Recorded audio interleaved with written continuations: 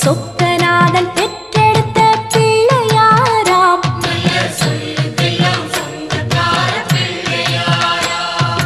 கைலாய மலைய விட்டு தெற்கே வந்தாராம். இந்த பிள்ளையாரு பட்டி கண்டு இருந்து விட்டாராம்.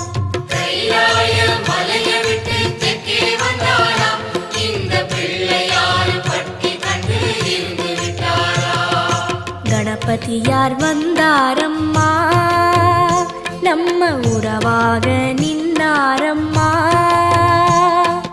கணபதியார் வந்தாரம்மா, நம்ம உறவாக நின்னாரம்மா. சொக்க